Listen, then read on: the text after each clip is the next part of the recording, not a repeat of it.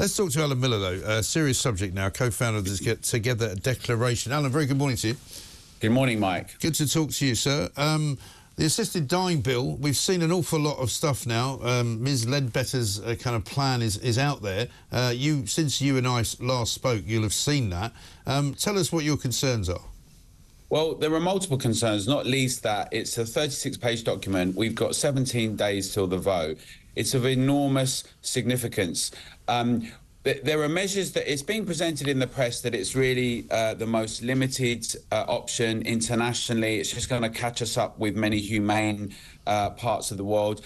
Canada's often cited. We should remember, Mike, that in Canada, the so-called MAID, the MAID proposal, originally, the initiative initially came out with lots of safeguards as well. And we've seen the very slippery slope and incremental increase of people being incorporated in that is being said wouldn't happen here. Now, the big concerns, Mike, and what we're saying it together is, look, this is obviously a very sensitive issue. It's very emotive. People have very deep concerns about it on all sides, understandably. Many of us have all been in these situations. But we need to thrash these issues out. We need to have it properly discussed and debated, and we're calling for a referendum. Now, we know there's a vote on the 29th, so we're saying before that vote, everyone should tell their MPs that they would like this to be debated properly with the public and they all want to have a say on it, that we need to thrash out the issues. There's all sorts of concerns. We've seen do not attempt to resuscitate, particularly during the COVID period that were really rampant. We've seen a situation where a big discussion about bed blockers, older people being a strain on resources, the net zero discussion. There's just too many people, too many old people who are not productive making money. What about the vulnerable, the frail? Many people who are disabled have significant concerns about this. You know, at what point does the question of me being a burden become part of this? Now, they say, you know, you have to have 2 doctors and a High Court judge. But if you contextualise all of that, we could be talking anywhere between 4,000 and 8,000 requests a year for the judge.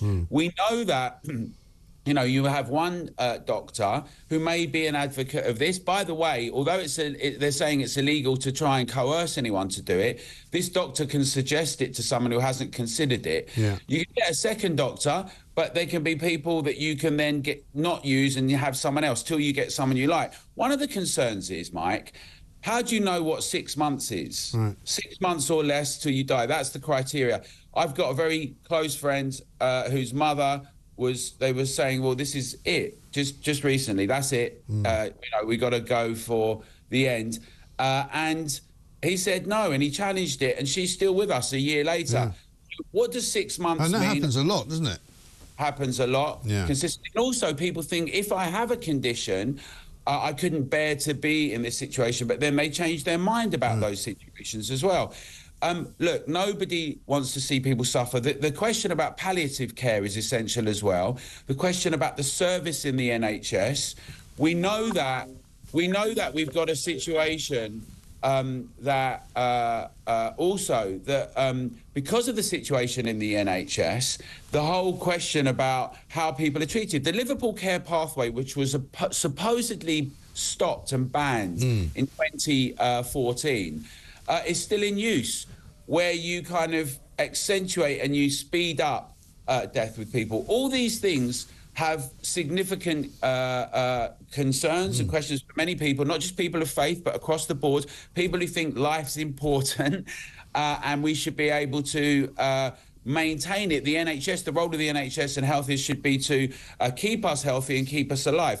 Now, you know, as I say, people can have many views on this. I think there are still a lot of MPs, you know, it's a free vote, but there has been some whipping, even though they're saying there's no whipping.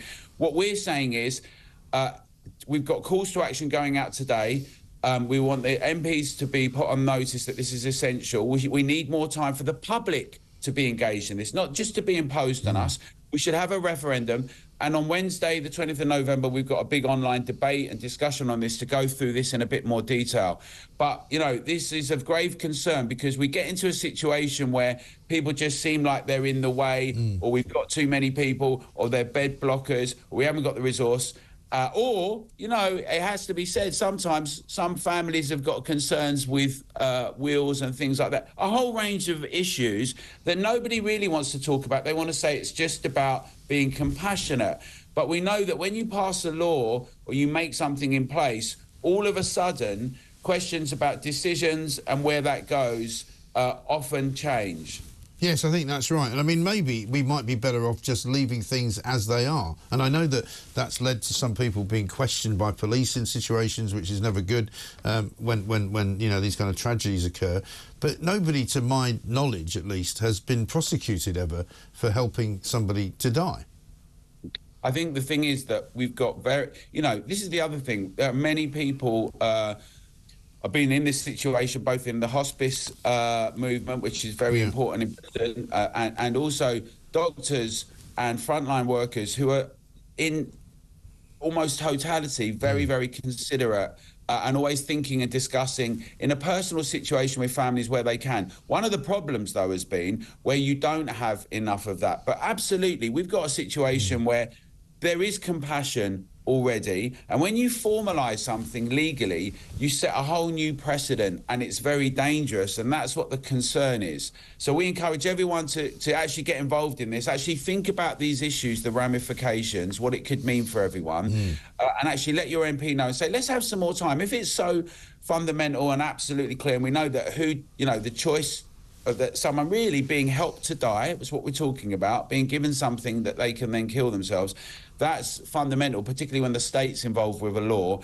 And let's thrash this out. Let's have a proper public debate and let the public decide with a referendum.